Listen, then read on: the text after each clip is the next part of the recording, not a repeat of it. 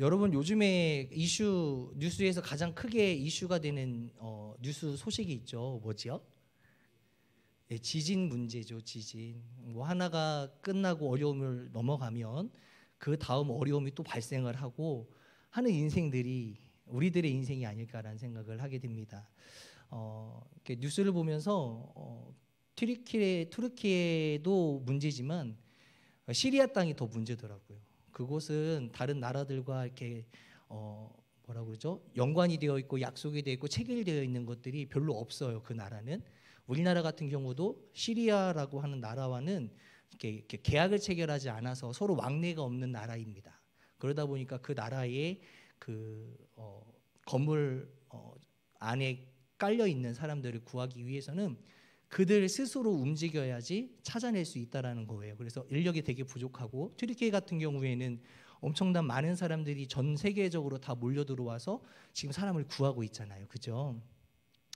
어쨌든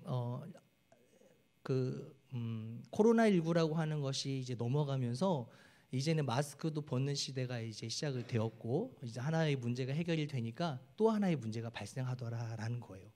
가만 보면 지진이라고 하는 것이 보면 잘 사는 나라들에게는 지진이 잘 발생하지 않고 대부분 보면 못 사는 나라들, 건물이 연약하게 지어진 그런 도시들이 몰려 있는 나라들 같은 경우는 항상 지진 문제로 인해서 좀 어려움을 많이 겪는 것 같다라는 생각을 해요. 몇 년 전에 우리 그 미국 본토 밑에 그 섬나라인 아이티라고 하는 나라에서도 엄청나게 많은 사상자들이 발생을 했었는데 오늘 이번에 뉴스를 계속 보면서 튀르키예와 시리아에서는 2만 명이 넘는 사망자들이 발생을 했다라고 해요. 그래서 여러분들 기도할 때가 아닌가 이런 생각도 하면서 어려움을 하나 넘어서니까 또 다른 어려움이 우리에게 찾아오더라라고 하는 사실을 좀 기억하면 좋을 것 같습니다. 우리들도 삶을 살아가면서 여러 가지 고난과 어려움이 늘 찾아올 때가 있습니다. 때로는 어쩌면 평범한 내 인생을 뒤엎어야 할 때가 종종 있기도 합니다. 그저 지금의 현재의 내 모습을 가지고 물론 우리가 평범하게 살아갈 수는 있겠지만 하나님은 우리의 이러한 나태한 모습을 그저 바라보고만 있지 않으신다라는 것입니다. 하나님은 우리를 위한 계획을 이미 가지고 계시고 믿으시면 아멘. 네, 그 계획을 실행에 옮기셔서 우리를 또 다른 삶으로 인도하여 내신다라는 것이죠. 오늘 이스라엘 백성들은 아주 오랫동안 살아온 자신들의 그 삶을 청산하고 이제 새로운 길을 가게 됩니다. 그 길은 아무도 가본 적이 없는 길입니다. 430년이라는 시간 동안 애굽에서 노예와 종살이를 했던 이 이스라엘 백성들의 입장에서는 노역의 생활, 노역의 삶, 노역의 땅에서의 삶이 청산되고 이제는 하나님께서 약속하신 약속의 땅으로 향하는 여정에 들어가게 됐다라는 것이지요. 이제 드디어 이들은 오늘 말씀을 보니까 눈앞에 광야길이 시작되고 있습니다. 그런데 우리가 여기서 한번 생각해 볼 필요가 있다라는 것 어떤 거냐면 왜 우리 앞에 광야길이 시작되는 것일까라는 것이에요. 여러분 우리는 왜 광야길을 겪어야 됩니까? 이 말씀에 출애굽기 3장 말씀에 보면 이런 말씀이 써 있습니다. 7절부터 10절인데요. 같이 읽겠습니다. 시작. 여호와께서 이르시되 내가 애굽에 있는 내 백성의 고통을 분명히 보고 그들이 그들의 감독자로 말미암아 부르짖음을 듣고 그 근심을 알고 내가 내려가서 그들을 애굽인의 손에서 누구의 손에서요? 애굽인의 손에서 건져내고 그들을 그 땅에서 뭐 하신 거예요? 인도하여 아름답고 광대한 땅, 젖과 꿀이 흐르는 땅, 곧 가나안 족속, 헷 족속, 아모리 족속, 브리스 족속, 히위스 족속, 그다음 여부스 족속의 지방에 데려가려 하노라. 이제 가라. 이스라엘 자손의 부르짖음이 내게 달하고 애굽 사람이 그들을 괴롭히는 학대도 내가 보았으니 이제 내가 너를 바로에게 보내어 너에게 내 백성 이스라엘 자손을 모에서 애굽에서 인도하여 내게 하리라라는 거예요. 믿으시면 아멘. 하나님께서는 우리를 애굽인의 손에서 건져내시고 그 땅에서 인도하시는 그 계획을 하나님께서 세우셨다라는 거예요.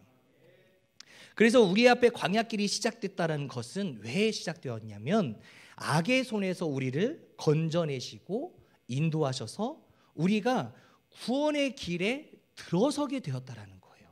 네. 그런데 왜 광야길일까? 여러분, 길도 여러 가지 길이 있지 않습니까? 왜 하필 우리는 광야길을 걸어야 되는 것일까? 우리가 광야와 같은 인생길이라고 하는 말을 많이 표현하지요. 광야와 같은 인생길이라고 하는 것은 어떤 길입니까? 네? 네, 하나님이 인도하시지 않는 길, 또는 세상의 어떠한 길, 우리가 가지 말아야 될 길, 우리가 이런 표현을 보통 광야라고 하는 말에서 이렇게 인용해서 쓰지 않습니까?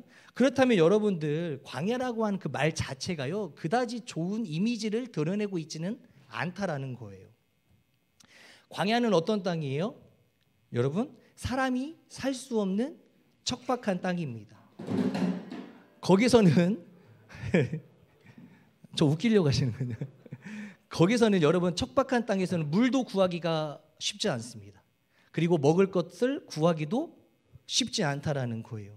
낮에는 뜨거운 햇빛을 피할 수 있는 그런 장소도 많지 않고, 저녁이 되면 그곳이 춥습니다.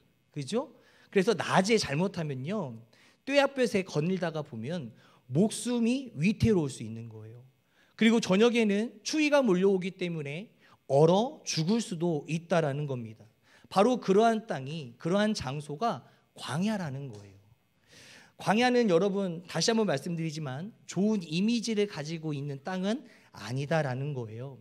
그런데 하나님께서 지금 말씀하시는 게, 이 광야길로 이스라엘 백성들을 인도하시면서 뭐라고 말씀하셨냐면, 말씀을 읽었을 때 애굽인의 손에서 건져냈을 때 광야길로 인도하셨다는 거예요.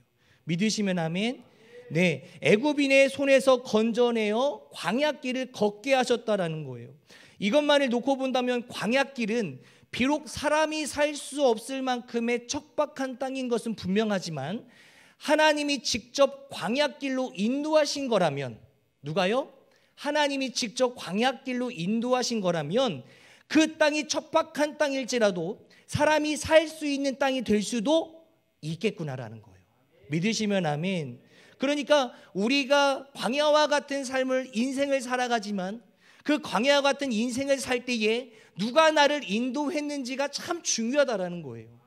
하나님이 인도하시면 그 땅 가운데 우리는 살아낼 것이고, 세상이 우리를 인도하셨다면 그 땅 가운데 우리는 죽을 수밖에 없는 것이 우리의 인생이라는 사실입니다. 그렇다면 오늘 본문 말씀을 통해서 모든 광야에서의 삶을 하나하나 직접 하나님께서 이끌어 가시는 것을 보게 되는데, 그래서 오늘 저는 몇 가지를 살펴보고자 합니다. 첫 번째, 하나님의 백성들을 위해 하신 하나님의 위대한 선택이 있는데, 그 첫 번째 선택이, 자, 첫 번째, 시작. 목적지에 빨리 도달하는 길이 아닌 목적지에서 가서 승리하는 길을 선택해 주셨습니다. 믿으시면 아멘. 이거 다시 한번 잘 읽어봅시다. 목적지에 빨리 도달하는 길이 아니라 하나님께서 우리를 인도하신 길은 목적지에 도달했을 때 그때 승리할 수 있는 길을 선택해 주셨다라는 거예요. 이것은 우리가 선택한 길이 아니라 누가 선택해 주신 길이다? 하나님께서 선택해 주신 길이다라는 겁니다. 오늘 본문 말씀인 첫 번째 절에 출애굽기 13장 17절 말씀에서 이렇게 이야기합니다.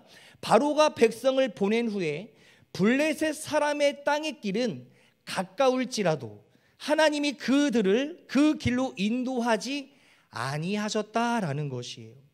여러분, 하나님께서 약속한 땅이 어디입니까? 젖과 꿀이 흐르는 가나안 땅이에요. 하나님이 인도하신 땅이기 때문에 빨리 가면 좋지 않겠습니까? 그지요? 다른 사람들 다른 맘 먹기 이전에, 다른 사람, 다른 생각, 다른 결정, 다른 결론을 내기 이전에 하나님의 말씀을 붙들고 바로 하나님이 약속하신 땅으로 가면 그게 이득이 되지 않겠습니까? 그러나 그것을 하나님께서 틀어버리신 거예요. 하나님께서 빠른 길, 간단한 길, 쉽게 갈 수 있는 길이 분명히 있음에도 불구하고 하나님께서 선택하신 길은 무엇이냐면 돌아서 가는 거였어요. 누가 정하신 길이라고요? 하나님이 선택하신 길이다라는 거예요. 우리들의 인생을 살펴보면 우리는 쉽고 빠른 길에 대한 애착이 있는 것 같습니다. 그런 걸 좋아하지요. 빨리빨리 가면 좋잖아요. 남들보다 그 도착 지점에 빠르게 도달하여서 1등을 하는 것을 기뻐하고 좋아하는 것이 우리들의 삶이라는 거예요. 그러나 이런 선택을 한 경우에는 별로 성공한 예화, 사례가 그렇게 많지는 않습니다. 다만 정확하게 하나하나 단계를 밟아나가면서 목적지에 도달했을 때 오히려 성공할 확률이 더 높다라는 사실이에요. 그러나 우리는 대개 일반적인 선택으로 가장 빠른 지름길을 찾는다라는 거예요. 그러나 하나님께서는 오늘 빠른 지름길과 같은 블레셋 사람의 땅의 길이 굉장히 목적지에 빨리 도착할 수 있는 길인데도 불구하고 하나님께서는 그 길로 인도하지 아니하셨다라는 사실입니다. 그 이유는 무엇일까요? 이스라엘 백성들을 너무나도 사랑하셨고 이스라엘 백성들을 선택하셨고 지금까지 계속 이끌어 가시는 민족이기 때문에 하나님은 누구보다도 그 백성들을 잘 알고 계셨기 때문이었어요. 그래서 그들에게 하나님께서 생각하실 때, 하나님께서 그들의 모습을 지난날을 되돌아보며 기억하셨을 때 이들은 그냥 빠른 길을 주는 것보다는 돌아서 가는 길이 이들에게 더 유익하겠다라고 하나님께서 선택하신 사실이라는 거예요. 가나안으로 가는 가장 가까운 길은 블레셋 땅을 통하여 가는 길입니다. 그런데 그 블레셋을 통해서 가는 길이 쉽지만은 않습니다. 왜요? 블레셋 나라, 그 민족들의 땅을 밟으려면 그들과 전쟁을 해야 되기 때문에 그래요. 여러분들, 이 이스라엘 백성들은 어떤 사람이었습니까? 이스라엘 백성들은요 430년 동안 종살이하던 노예들이었어요. 여러분, 그들이요 무기를 한번 잡아본 적이 있을까요? 아니에요.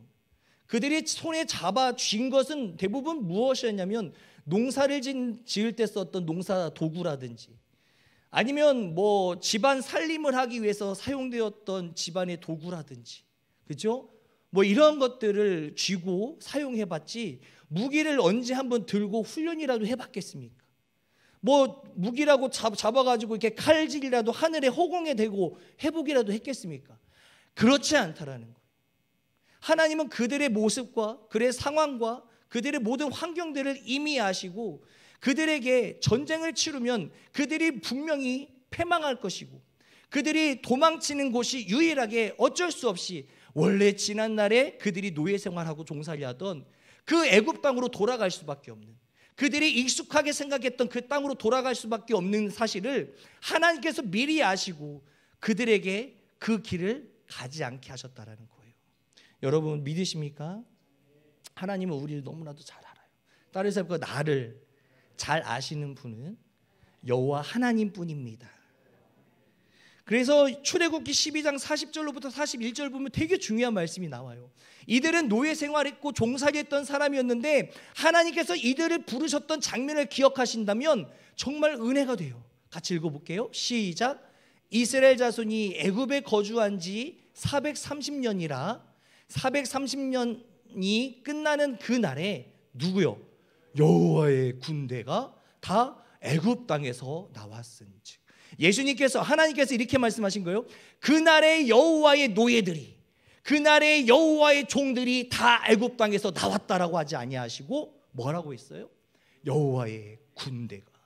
누가 이들을 가리켜 군대라고 할 수 있겠습니까? 여러분, 이들은 군대로 조직된 그런 조직 공동체들이 아니에요.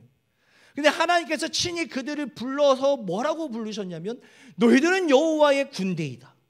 여호와의 군대가 그 땅 가운데서 나왔다라고 말씀하고 계신다라는 거예요.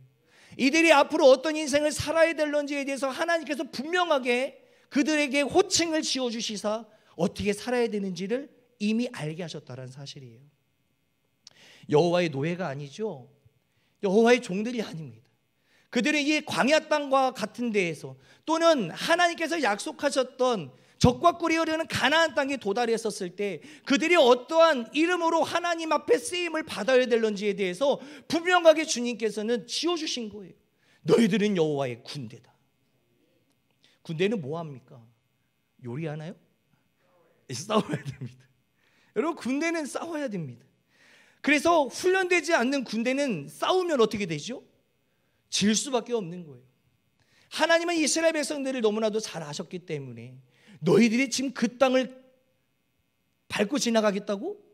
너희들이 그 빠른 길, 지름길을 선택해서 가겠다고? 아니야, 내 생각은 달라. 너희들은 나의 백성이고 너희는 나의 군대이기 때문에 절대적으로 너희들은 져서는 안 돼. 내가 너희들을 아끼고 사랑하기 때문에, 내가 너희들을 죽이려고 패망시키려고 너희를 이끌어낸 것이 아니라 뭐예요? 하나님께서 그들을 구원의 길로 인도하시기 위해서, 그 약속의 땅을 이루시고 성취하게끔 하시기 위해서 하나님께서 그들을 인도하셨다라는 그 목적이 있다라는 거예요. 여러분, 우리들의 삶도 다르지 않습니다. 우리들의 삶도요, 여러분, 하나님께서 계획해 놓으신 게 있다라는 거예요. 이스라엘 백성들이 만약에 이 블레셋 땅을 침범하여서 전쟁을 치루었을 때 질 수밖에 없다라고 했어요. 여러분, 졌을 때 이들이 어디로 도망갈 것 같습니까? 그렇죠, 애굽으로 갈 수밖에 없어요. 그런데 그것 또한 하나님께서 쉽게 가지 못하도록 뭐 했어요? 홍해를 가르셔서 넘어올 때는 쉽게 넘어올 수 있었지만 다시 그 홍해의 물길이 다시 흐르게 만드셔서 넘어가지 못하도록 또 만드셨다라는 거예요. 중요한 것은 만약에 전쟁을 치렀을 때 이들이 지금 어디로 도망가게 될 것인지에 대해서는 아무것도 이야기하고 있지 않습니다. 단지 그들이 돌아갈까 봐 하나님께서 그것 때문에 걱정하고 근심하고 하셨다라는 것은 말씀을 통해서 우리는 알 수 있는 부분이라는 거예요. 어디로 간 것이 중요한 게 아니에요. 단지 하나님 곁에서 도망친다라는 것이 중요한 것입니다. 그래서 이스라엘 백성들은 아직 약속의 땅, 가나안 땅을 받을 만한 준비가 되지 않았기 때문에 시간이 걸리더라도 그들이 광야에서의 훈련을 통해, 누구의 훈련을 통해? 하나님의 훈련을 통해 가나안 땅을 완벽하게 취할 수 있도록 하나님이 준비시키기 위해 그들을 돌리셨다라는 거예요. 먼 길로 돌아간 것.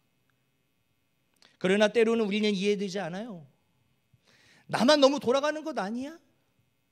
나와 함께하는 내 주변의 사람들은 상당히 빠른 길을 향해서 나아가고 그들이 나보다 일찍 먼저 성공의 위치에 올라갔는데 왜 하나님은 나를 돌리시는지 그것이 나는 이해가 되지 않아.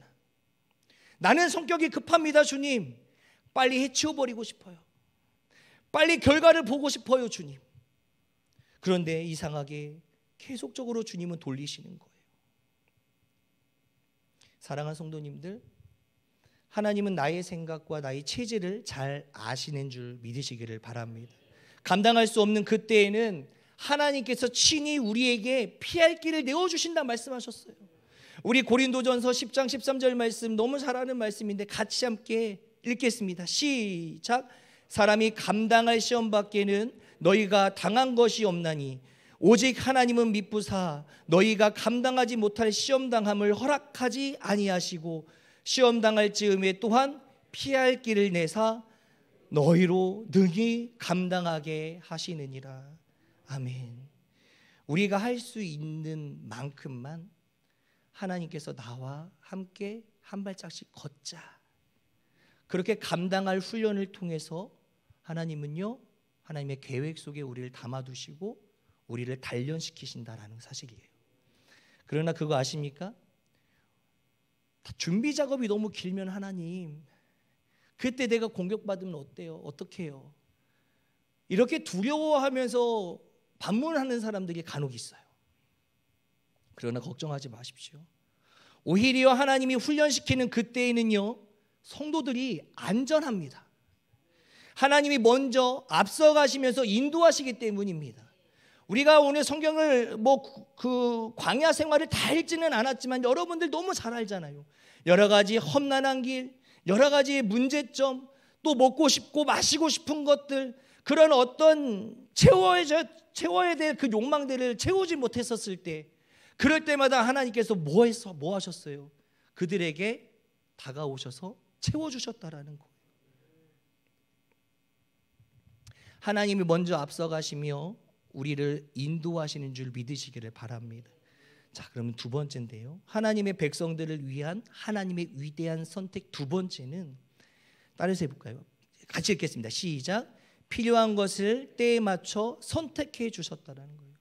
여러 가지 다 주면 좋겠죠. 내가 바라고 원하는 것 선택했었을 때 하나님 이거 주세요, 저거 주세요 했었을 때 받으면 좋겠죠. 그러나 우리 하나님은요 직접 선택해 주십니다. 네가 필요한 것 이거야, 저거 필요한 것 너야. 하나님께서 알아서 필요할 때 채워주시는 역사가 있다라는 겁니다. 출애굽기 13장 21절 말씀에 보면 시작. 여호와께서 그들 앞에서 가시며 낮에는 구름 기둥으로 그들을 길을 인도하시고 밤에는 불기둥을 그들에게 비추사 낮이나 밤이나 진행하게 하시니. 아멘. 하나님이요 이것은 무엇을 바라보고 무엇을 이야기하는 거냐면 하나님이 매 순간 우리와 함께 하신다는 사실을 보여주고 있는 대목입니다. 낮에는 구름 기둥으로 뜨거운 햇볕을 가리시고 그리고 밤에는 불기둥으로 우리를 따뜻하게 지켜주신다는 겁니다. 여러분 광야의 훈련의 기간 동안이요 그들의 어떤 삶의 모습을 성경의 말씀을 통해서 우리가 보게 되면요 아 그들 가운데에 하나님의 임재가 있구나라는 사실을 우리는 느끼게 됩니다. 고난을 통과할 때요 함께 하시는 하나님을 느낄 수 있는 거예요. 매 순간순간 그렇게 느낄 수 있는 은혜가 있다는 겁니다. 이는 내 백성 내 소유라고 하시면서 불과 물 가운데에 우리를 건져내신다라고 약속의 말씀이 있기 때문에 그렇습니다. 신실하신 하나님을 신뢰해야 되는 줄 믿으시길 바랍니다. 이사야서 43장 1절로부터 3절 말씀입니다. 같이 읽겠습니다. 시작. 야곱아 너를 창조하신 여호와께서 지금 말씀하시느라. 이스라엘아 너를 지으신 이가 말씀하시느냐. 너는 두려워하지 말라. 내가 너를 뭐 하셨고 구속하셨고 내가 너를 지명을 불렀나니 너는 내 것이라. 2절. 네가 물 가운데로 지날 때에 어떻게 하신대요? 내가 너와 함께 할 것이라. 강을 건널 때에 물이 너를 침몰하지 못할 것이며 네가 불 가운데로 지날 때에 타지도 아니할 것이요 불꽃이 너를 사르지 못하리니 대저 나는 여호와 내 하나님이요 이스라엘의 거룩한 이요 내 구원자임이라. 아멘. 여러분들 2절 말씀에 보니까요 불 가운데 지날 때에 타지도 아니할 것이고 불꽃이 너를 사르지 못한다라고 되어 있어요. 여러분 이것이 어느 장면과 좀 이렇게 연관됩니까? 모세를 예수님께서 광야에서 부르실 때 떨게나무 가운데에 뭐 했어요? 불이 붙었다. 예전에 제가 설교 중에 그런 이야기 했던 적이 있어요. 이 광야라고 하는 곳에 가면요 떨게나무 가운데에 불이 붙는 것은 지금도 일어나는 일들입니다. 너무 뜨거워서 그렇다고 해요. 그런데 중요한 것은 무엇이냐면 그 떨게나무 가운데 불이 붙었는데 그 불로 말미암아 떨게나무가 사라지지 않는 거예요. 그것이 신기했던 거예요. 그래서 모세가 그 곳으로 이동했던 거예요. 그리고 그곳에서 하나님을 만나게 됐다라는 거예요. 그때 그 모습을 왜 보여주셨어요? 내가 너를 지켜줄 것이다. 네가 아무리 불이 붙었을지라도 내가 그 불 가운데 네가 사라지는 존재가 되지 않게 너를 인도하고 붙잡아 주겠다라는 거예요. 하나님의 약속하심이라는 거예요. 그것이 이사야 말씀 가운데에서도 드러나고 있는 거예요. 우리의 광야와 같은 인생길, 그 광야길에서 고난이 닥쳐오는 그 십자가의 고통을 우리가 느낄 때, 그리고 그 십자가를 우리가 통과할 때 예수 그리스도의 십자가와 부활의 능력이 나타날 것을 믿고 기대하시는 우리 성도님들 되시기를 바랍니다. 그래서 우리 하나님께서는 우리의 필요에 따라서 때에 맞춰 우리에게 필요한 것으로 이끄시는 주님을 통함으로 말미암아 우리가 계속적으로 주님의 길을 따라가고 그리고 그 주님의 목적지를 향하여 나아갈 수 있음을 여러분들 믿으시기를 바랍니다. 세 번째예요. 하나님의 백성들을 위한 하나님의 위대한 선택 세 번째는요. 같이 읽겠습니다. 시작. 광야와 같은 인생길이란 우리에게 승리를 가져다 준다라는 거예요. 여러분 광야와 같은 길이요. 나는 광야와 같은 곳에서 사는 것이 나에게는 불필요해. 나에게는 필요가 없는 거야. 나는 그것이 두렵기 때문에 두려워하지 아니하기 위해서 나는 그 광야길을 가기 싫어. 나는 평탄한 길이요, 편한 길이요, 아주 직진의 길, 아주 온전한 길로 나는 나아갈 거야 라고 말하는 사람이 있을 수 있어요. 그러나 여러분들 걱정하지 마십시오. 광야길을 걷는 우리에게요 본보기가 되어주셔서 그곳 가운데서 승리하신 분이 계신다라는 거예요. 누굽니까? 예수 그리스도예요. 마가복음 말씀에 보면 1장 9절로부터 13절 말씀에 이런 말씀이 써 있습니다. 같이 읽겠습니다. 시작. 그때 예수께서 갈릴리 나사렛으로부터 와서 요단강에서 요한에게 세례를 받으시고 곧 물에서 올라오실새 하늘이 갈라짐과 성령이 비둘과 같이 자기에게 내려오심을 보시더니 하늘로부터 소리가 나기를 너는 내 사랑하는 아들이라 내가 너를 기뻐하노라 하시니라. 그리고 나서 12절이 중요합니다. 시작. 성령이 누가요? 성령이 누구를? 곧 예수를 어디로? 광야로 몰아내신지라. 여러분, 다른 이가 광야길로 인도하신 게 아니에요. 친히 성령 하나님께서 예수 그리스도를 어디로? 광야로 내모르신 거예요. 그 길이 좋지 않은 길이라고 한다면 예수님을 그 길 가운데로 내몰았을까요? 아니에요. 우리의 삶 가운데에 그 길이 워낙에 필요한 길이기 때문에 우리에게도 그렇게 광야로 내모르셨다는 거예요.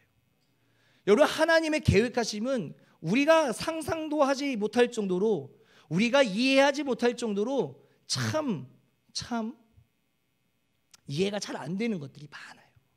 그러나 우리의 생각과 하나님의 생각은 다르다라는 거예요. 믿으시면 아멘. 그래서 예수님께서 이 광야길에서 뭐를 보여주셨어요?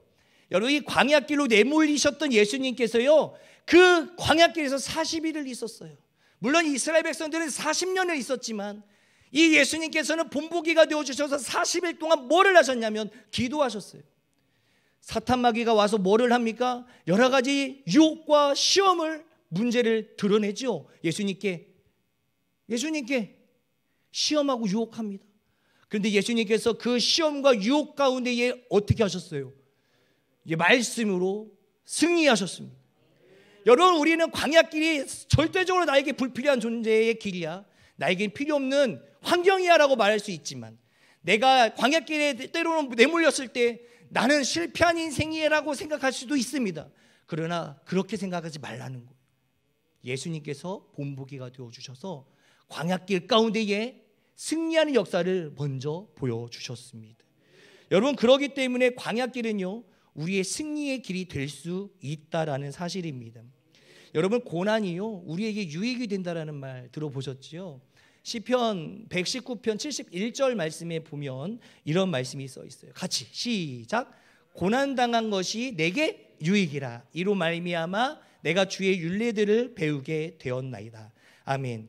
우리는 광야와 같은 삶 속에서 늘 패배감에 사로잡혀 살 수도 있지만 오직 예수님만은 승리하신 줄 믿으시기를 바랍니다.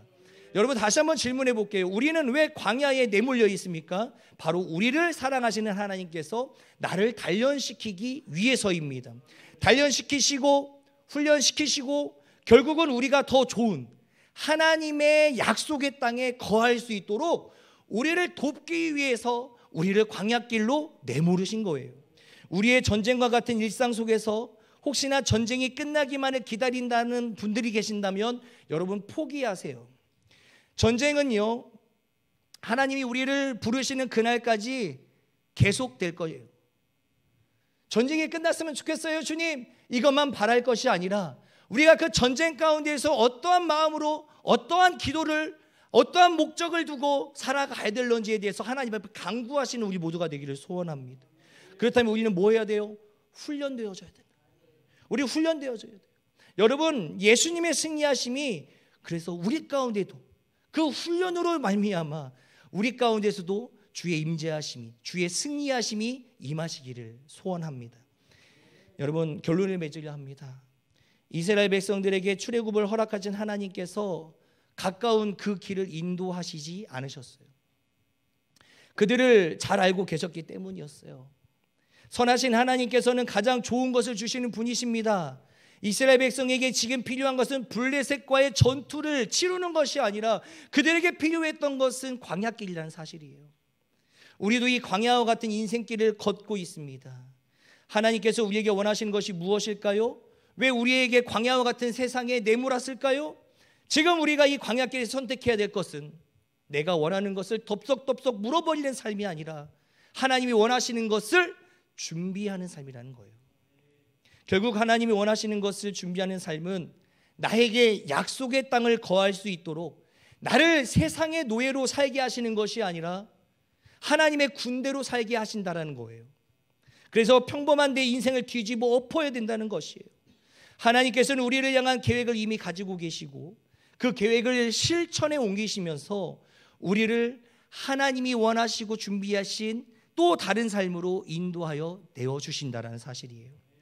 또 다른 삶이란 바로 우리를 구원에 이르게 하는 삶이라는 거예요.